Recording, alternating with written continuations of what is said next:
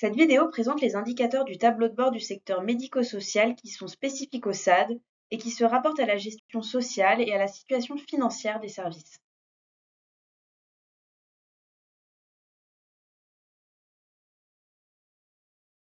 Le premier indicateur concerné, c'est le nombre d'heures de formation par personnel. Son mode de calcul repose sur le décompte du nombre total d'heures de formation qui ont été suivies par les personnels au cours de l'exercice, par rapport aux effectifs tels qu'ils apparaissent en coupe au 31 décembre. Fondamentalement, l'intention de cet indicateur est de mesurer l'effort consenti par l'employeur en matière de formation et donc l'investissement du service auprès de ses personnels pour garantir une adéquation des compétences aux besoins et une optimisation de la qualité de prise en charge. Cet indicateur concerne à la fois les formations suivies par les personnels d'intervention à domicile et par les personnels administratifs.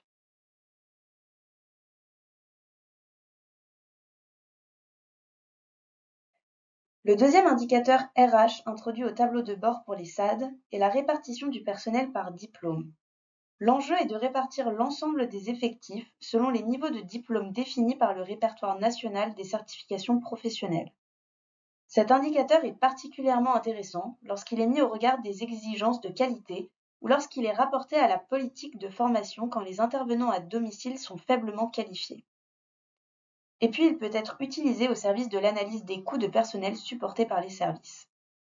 Ces deux indicateurs relatifs à la formation et aux qualifications des personnels introduisent une dimension qualitative dans la lecture des moyens humains mobilisés par les SAD.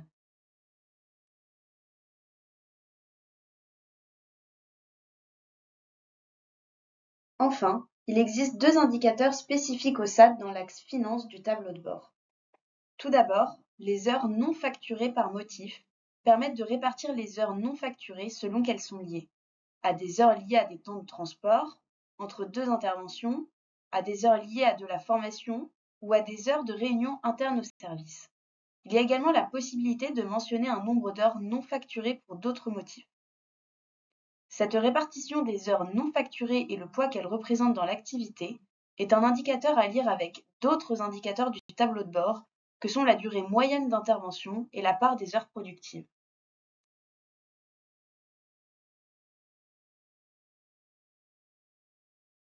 Le dernier des 11 indicateurs spécifiques, le poids des transports, offre un focus sur le cas particulier du coût des transports dans la structure des charges.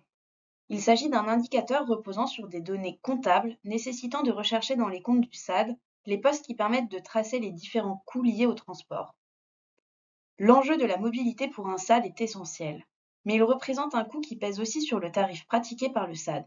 Ce que l'on va chercher à mesurer, ce sont les amortissements, les locations, les carburants, les assurances, les indemnités kilométriques remboursées, ou encore le coût des transports collectifs pris en charge par l'employeur, et de rapporter ces différentes dépenses au total des charges du service. C'est un indicateur très sensible à l'organisation interne du service et à la façon dont il mobilise sa flotte de véhicules, et qui est aussi très contingenté à la situation géographique du service, sa localisation urbaine ou rurale par exemple. Pour en savoir plus, vous pouvez consulter d'autres vidéos sur le site de l'ATIH.